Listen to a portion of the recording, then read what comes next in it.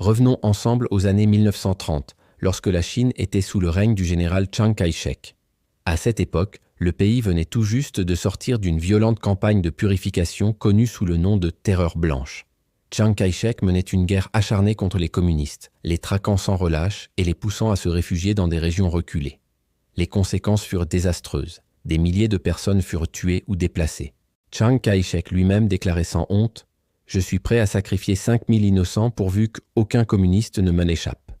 Après avoir stabilisé la situation, il entreprit des réformes internes. Il accorda aux femmes le droit à l'éducation de base, le droit de vote, abolit la polygamie et leur réserva des sièges au Parlement. Cette période fut appelée la décennie de Nankin, du nom de la capitale de l'époque. Pour la première fois, le citoyen chinois ordinaire avait accès à l'éducation, un privilège dont il avait été privé sous les dynasties impériales précédentes. La Chine goûta alors à une relative stabilité, avant l'arrivée du cauchemar de la guerre civile. Pendant cette période d'ouverture, Chiang Kai-shek encouragea la venue d'étrangers en Chine, stimulant ainsi l'économie et ouvrant davantage la société au monde extérieur. C'est dans ce contexte qu'un homme allait débarquer, un journaliste allemand, rédacteur spécialisé en affaires agricoles pour le prestigieux journal Frankfurter Zeitung. Cet homme allait changer le cours de l'histoire. Son nom, Richard Sorge. Derrière son apparence charmante, ses talents de conversation et son goût immodéré pour les fêtes et les femmes se cachait un secret. Richard Sorge n'était ni journaliste, ni expert agricole. Il était l'un des plus grands espions que l'histoire ait connu. Mieux encore, Richard Sorge fut le unique espion à recevoir la distinction de héros de l'Union soviétique, la plus haute récompense de l'État. Né en 1895 en Russie, Sorge était le fils d'une mère russe et d'un père ingénieur allemand de renom. 3 ans après sa naissance, sa famille déménagea à Berlin. Élevé dans une culture allemande stricte, il grandit imprégné de patriotisme et d'idéaux nationalistes. À l'éclatement de la Première Guerre mondiale, il abandonna ses études et s'engagea dans l'armée allemande. Il se battit avec bravoure, fut blessé à 3 reprises, la dernière fois gravement. Ses 2 jambes furent fracturées, le laissant avec une légère boiterie permanente. Pendant sa convalescence, il découvrit les œuvres de Karl Marx, une influence renforcée par ses liens familiaux, car son oncle avait travaillé étroitement avec Marx. La défaite de l'Allemagne fut un choc pour lui comme pour beaucoup de jeunes Allemands. Alors que certains basculaient vers l'extrême droite nazie, Sorge, lui, épousa pleinement les idéaux communistes. Il reprit ses études universitaires, obtint un doctorat en sciences politiques et enseigna dans plusieurs universités. Mais son activisme communiste intense mena à son expulsion de ses postes d'enseignant et d'ingénieur minier. Craignant l'arrestation par la police allemande, il s'enfuit à Moscou. C'est là que son destin bascula.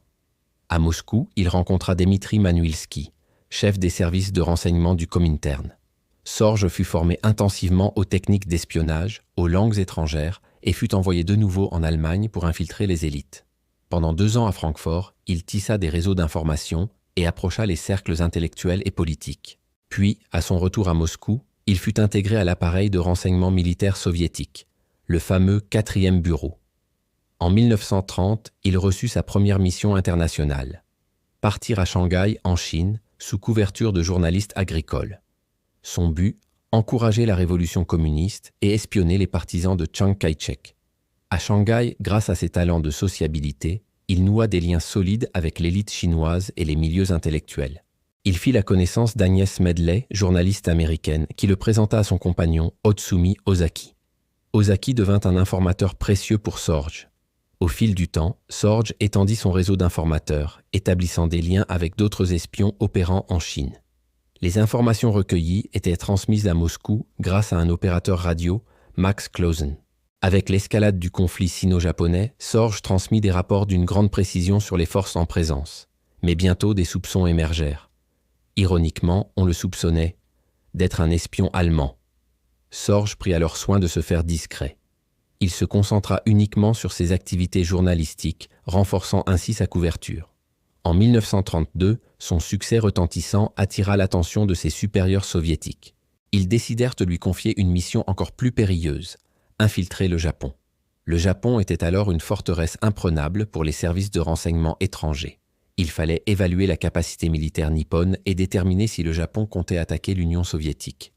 Sorge obtint un nouveau passeport allemand, se fit passer pour un journaliste envoyé par la Frankfurter Zeitung et s'installa à Tokyo. À Tokyo, Il bâtit une cellule ultra-secrète composée de 3 agents seulement, Branko Vukelić, Yotoku Miyagi et son opérateur radio. Les débuts furent difficiles. L'opérateur radio était alcoolique et négligeait souvent ses missions. Malgré cela, Sorge persévéra, développa son réseau et renforça sa collaboration avec Otsumi Ozaki, qui était désormais conseiller du Premier ministre japonais. Grâce à ces nouvelles positions, Sorge obtenait des informations cruciales, les stratégies militaires du Japon, les alliances diplomatiques et, surtout, le pacte germano-japonais. En accédant aux cercles diplomatiques allemands, Sorge gagna encore en crédibilité, ce qui lui permit d'approfondir ses renseignements. Le plus grand exploit de Sorge fut de prévenir Moscou que le Japon attaquerait pas l'Union soviétique mais se tournerait contre les États-Unis. Cette information capitale permit à l'armée rouge de transférer ses forces de l'Est pour défendre Moscou face à l'invasion allemande. Sorge avertit également du lancement imminent de l'opération Barbarossa, l'invasion nazie contre l'URSS. Malheureusement, Staline, méfiant, ignora ces alertes. Avec le temps, la police secrète japonaise finit par remonter la piste de Sorge. Après l'arrestation et la torture de certains de ses agents, son réseau fut démantelé. Le 18 octobre 1941, Richard Sorge fut arrêté à Tokyo. Après des mois d'interrogatoires et de tortures, il finit par avouer ses activités. Il fut exécuté par pendaison le 7 novembre 1944. Il fallut attendre 1964 pour que l'Union soviétique reconnaisse enfin son héroïsme et lui rende les honneurs posthumes. Richard Sorge, le maître espion, celui qui changea le cours de la Seconde Guerre mondiale, reste à ce jour une légende dans l'histoire de l'espionnage. Abonnez-vous à la chaîne et activez la cloche pour ne manquer aucune de nos prochaines histoires secrètes.